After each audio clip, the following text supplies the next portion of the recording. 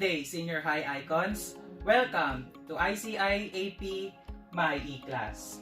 I'm Mr. Aldrin G. Sikitin, a faculty of Immaculate Conception Polytechnic Senior High School under the General Academic Strand. This semester, I will be handling English 400 or 21st century literature from the Philippines and the world.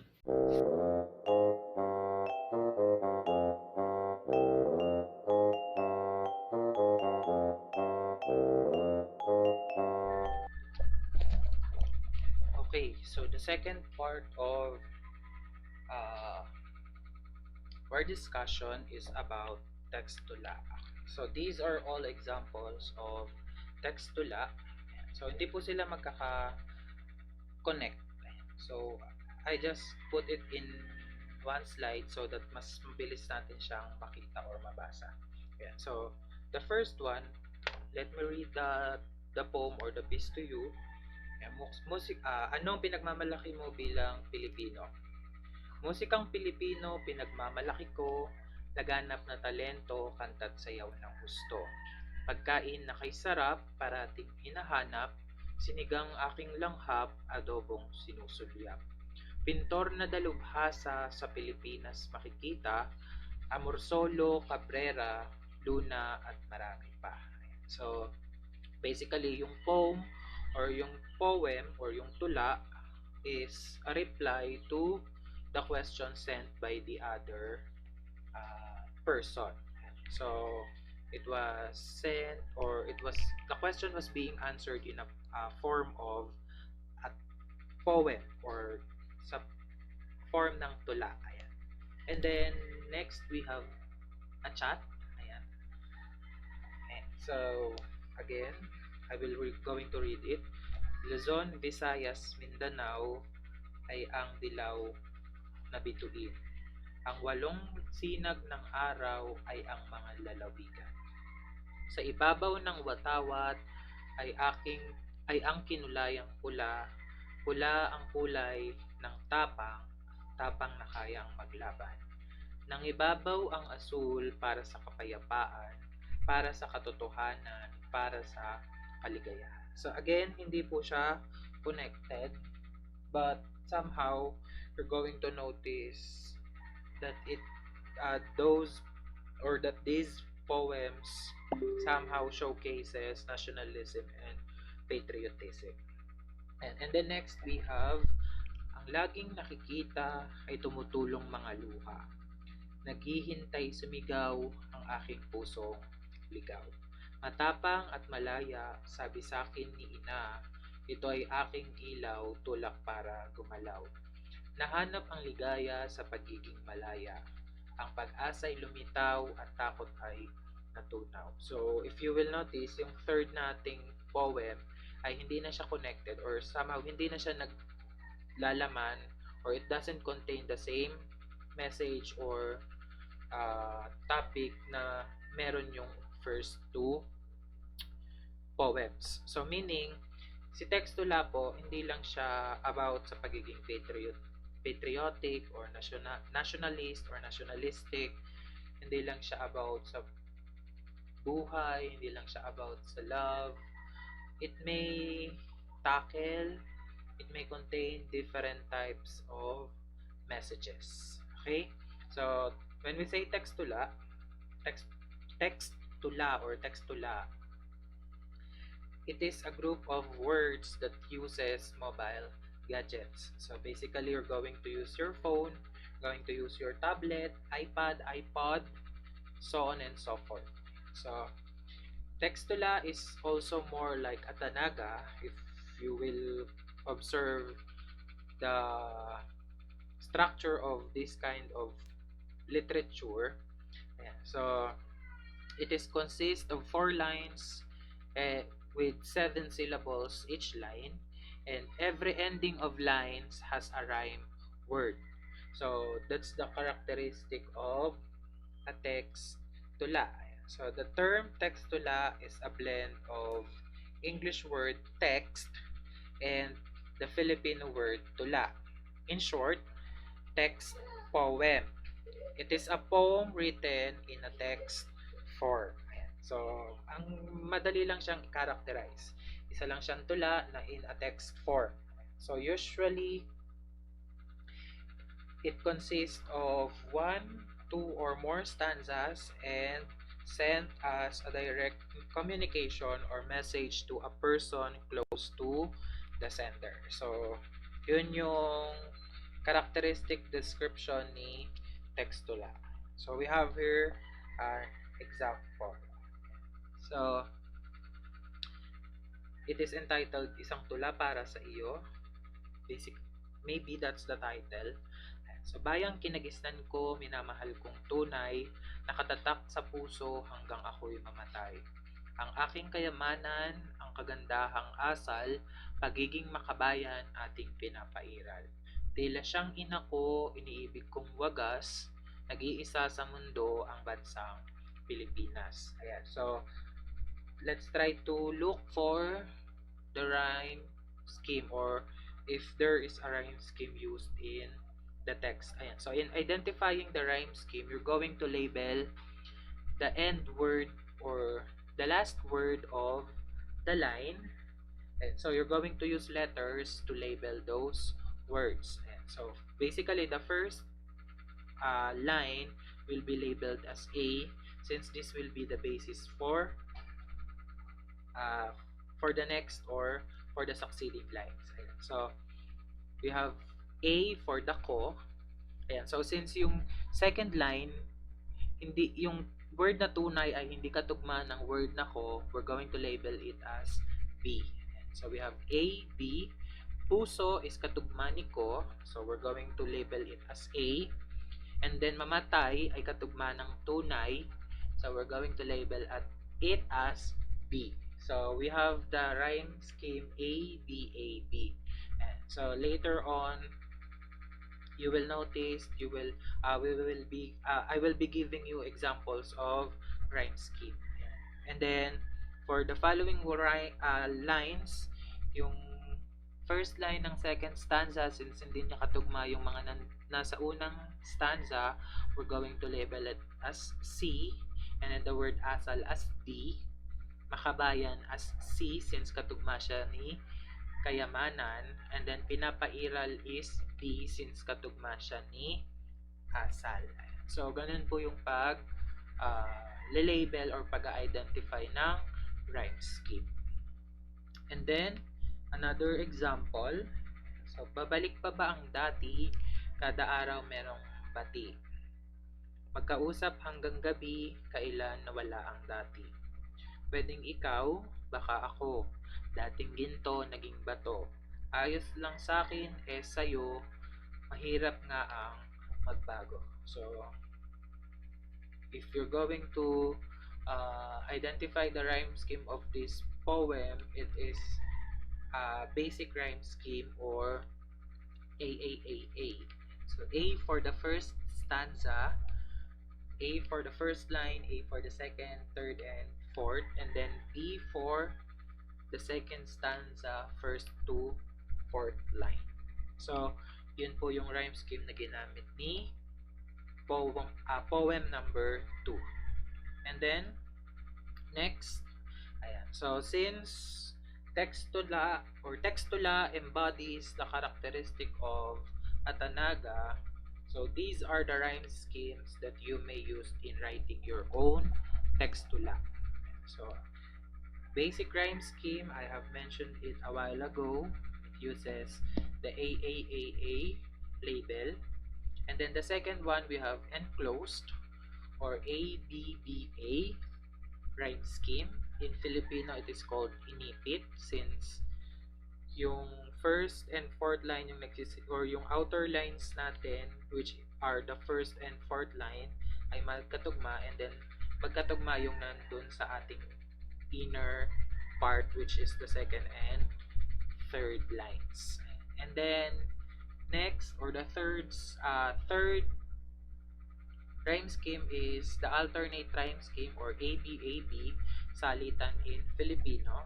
First and third naman po yung magkatugma, and then second and fourth line ng first stanza yung magkakatugma. And then the last rhyme scheme that you may use is the AABB rhyme scheme or the sunuran in Filipino. So, sunuran since yung first and second na yung first two lines na magkasunod ay magkatugma, and then yung another two lines na susunod ay sila naman po yung magkatugma. First and second and third and fourth. And so those are the rhyme schemes that you may use in writing your textula. And then, ayan, so early examples of this poetic form or this type of poetry is attributed to friars Juan de Noceda and Pedro de Sencular. So, this type of poem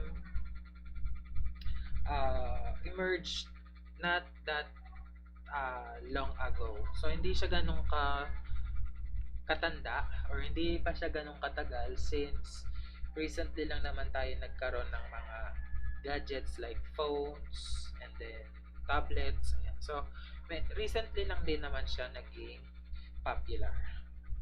But, we will attribute this type to those person which are Juan de Noceda and Pedro de Sencular. So, example of the rhyme schemes. Ayan. So, the first one, we have this poem. Ayan. So, the words quell, dwell, well, and foretell rhymes or rhyme with each other. So, that's why we label those words A. Okay? Ayan. So, kung yung susunod na mga lines ng bawat stanza ay katugma pa rin ng ating first line, so, yung buong poem ay pwede nating i-label as A, and basic rhyme scheme yung ginamit sa kanya. Okay? And then next, we have this one. Ayan. Enclosed or inipit rhyme scheme. Ayan. So, I use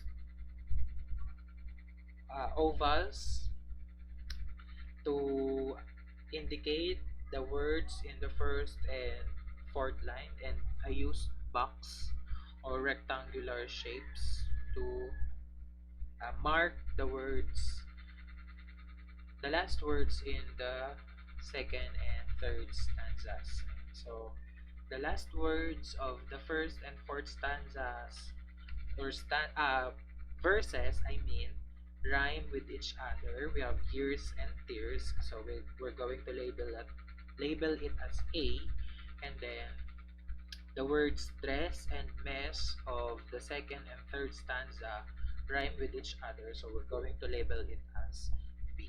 So basically, ganyan po nag-work yung enclosed or inipit. So enclosed, since yung outer lines natin ng stanza ay magkatugma, and then yung inner lines naman po yung magkakatugma. And then, third, we have this one, the alternate or salitan rhyme scheme. So, ito naman po, magkasalit yung tugmaan. Ayan. So, merong space or may isang line na pagitan yung bawat magkakatugmang lines. So, yung first and third, and then yung third or yung second and fourth yung magkatugma. So, yung word na night and bright, we're going to label it A, and then the words skin and green, we're going to label, or green, we're going to label it B. And then lastly, we have the sunuran rhyme scheme or the AAB. So, sunuran kasi magkasunod yung magkatugmang lines. Basically, yun lang naman yung concept behind this rhyme scheme. Sunuran kasi magkasunod yung rhyming lines. So, first and second lines yung magkatugma, and then yung third and fourth is another rhyme scheme or another rhyme words or rhyming sounds. So, next, we have this one. Ayan. So, Textula employs communication technology in sharing of Tanaga, since, as I have said a while ago, Textula embodies the characteristic of Tanaga. So that's why we can say that in spreading Textula, we are employing or we're using technology in sharing Tanaga. So, ganun yung concept na umiikot kay Textula. So, gumagamit tayo ng technology in sharing our Tanaga. So, since Tanaga may talk about different types of messages or may contain different types of messages, ayan. So, somehow yun yung nagiging concept ni Textula or ni Textula. And then, since bagong type of poetry or emerging type siya ng poem, so we need to acknowledge and we need to somehow increase or enhance the awareness of public with such kind of poem. So, the National Commission for Culture and the Arts organized a textula writing competition. Yun nga po, para ma-acknowledge natin and para yung awareness natin sa ganitong type ng piece or ganitong type ng poetry ay mas tumaas pa.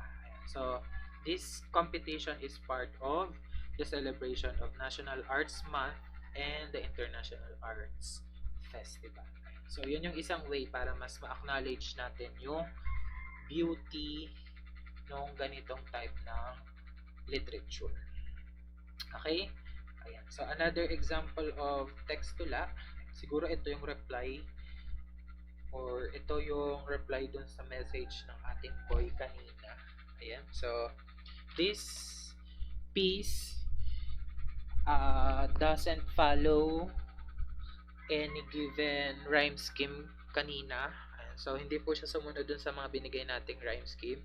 It somehow differ from the other rhyme schemes or different from the other rhyme scheme. And so let me read this poem to you.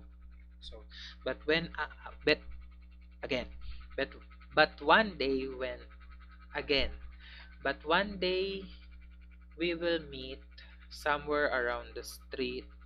I would rather to tell you that I'm gonna let you go. So somehow this piece is a bit sad, but it doesn't end here. Meron siyang follow-up message. Ayan. And it was sent 9 minutes after the first one. Ayan. Again, if missing you is a crime, I'm guilty, I am not fine. I miss how we used to be. Please, oh please, come back to me. So, if you're going to notice or observe these pieces of poem, yung way natin ng pagte-text or yung way natin ng pagko-compose ng message using phones and the likes ay observable na or nandito na. So basically, acceptable yung ganong uri ng composition. Pero again, if we're going to join competitions, we will observe the proper way of writing, like the correct spelling of the word, the capitalization. So we need to observe those considerations para baka kasi kasama siya dun sa judging or dun sa evaluation ng ating text. Ayan. But if usual text lang naman siya na isasend natin dun sa ating special someone and alam naman ng special someone natin yung way natin ng pagko-compose ng message, pwede naman po. So, another example, ayan, so ito naman po ay nasa notepad pa lang, hindi pa siya na-isasend. Ayan. And I quote, "Let love once told, it also once called. You like him? Yes, I mean no, I love him. Elders said you are special, you're an art. Use brain over your heart. Don't hurry about finding the one. Pay attention to your studies so that medals can possibly won." So this one naman po, meron na siyang rhyme scheme na ginamit. So the words told and scold ay magkatugma. So we will label it as A, and then the words him and him again ay magkatugma din po. So that's B and B since hindi sila katugma no first line natin. Ayan. So the first line of second the first and second line of second stanza ay magkatugma but hindi siya katugma nung nandun sa nauna nating stanza. So we're going to label at those lines as C, and then the lines third and fourth ay magkatugma din po but hindi pa rin siya katugma nung nasa mga unang lines natin. So that's another letter which is D.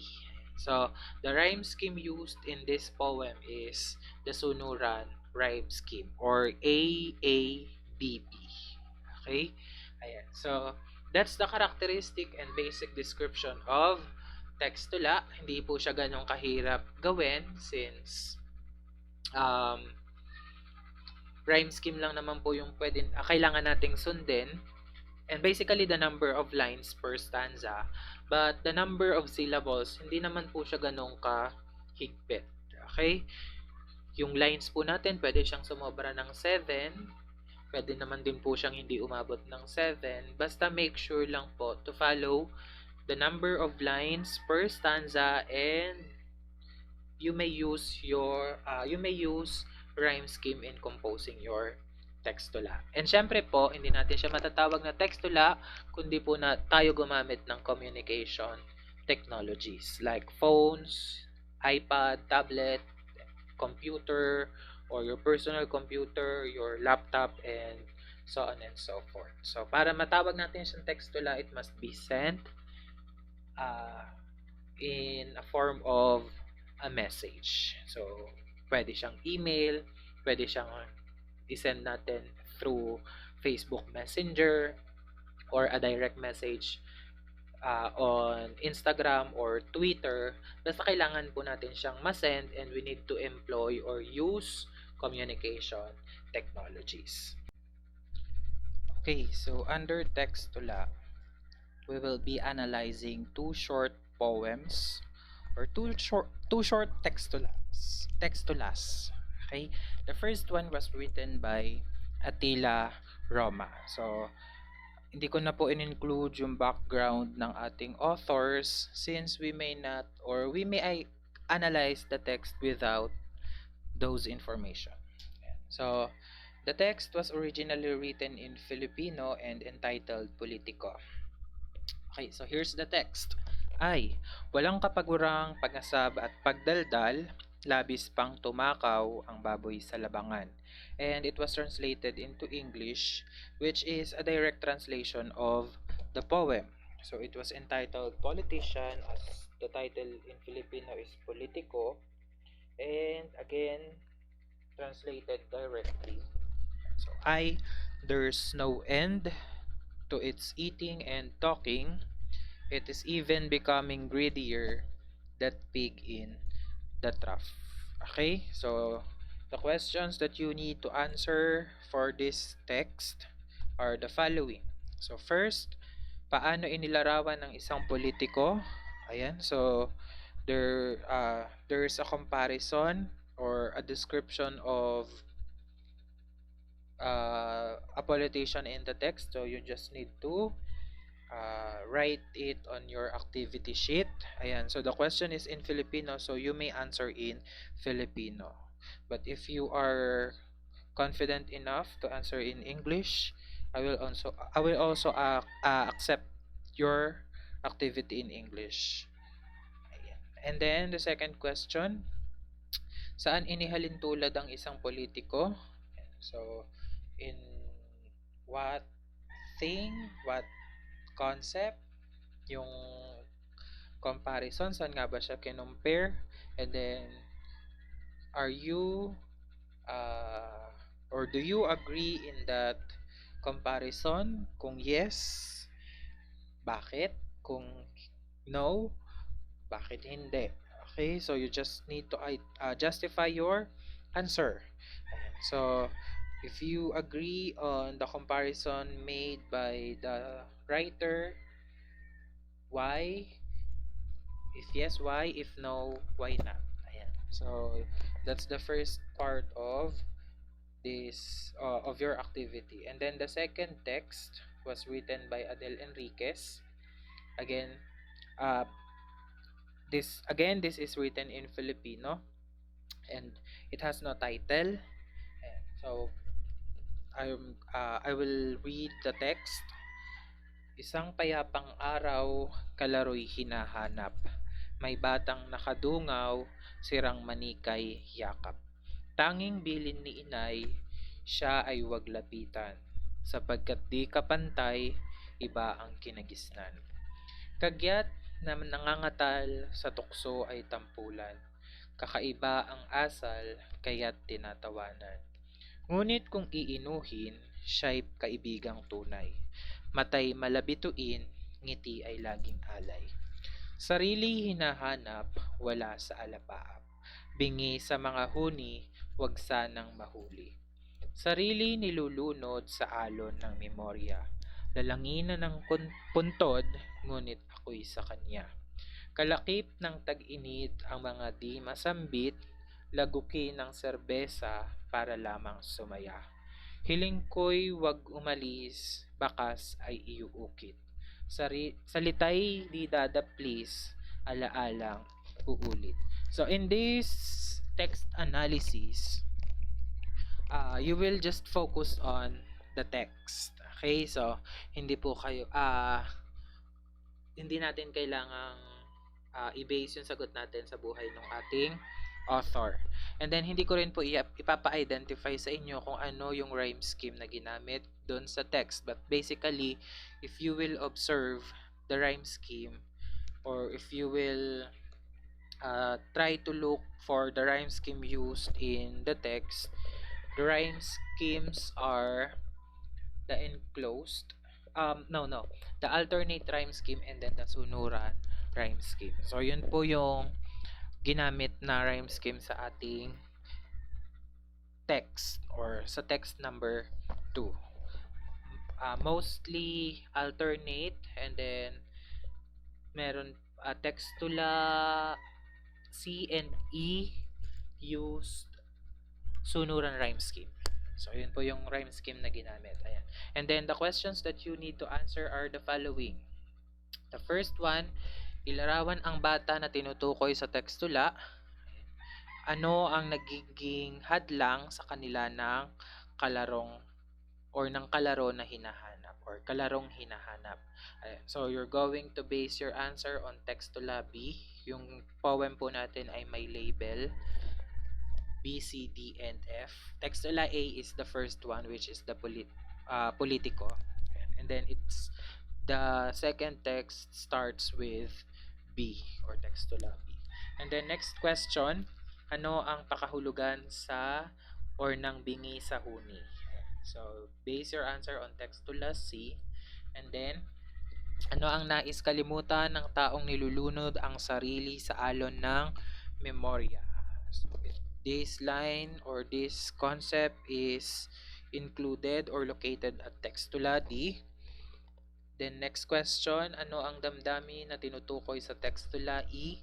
Paano tumatakas sa sitwasyon ang persona sa tula? And lastly, ano ang naisabihin ng Textula F?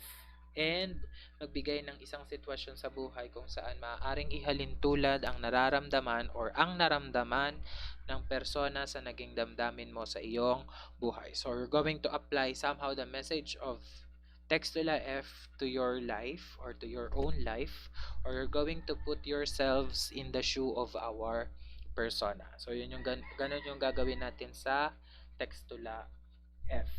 So, those are the topic or the lessons for this week. Again, if you have questions, send it on our GC and I will answer it as fast as I could. Okay?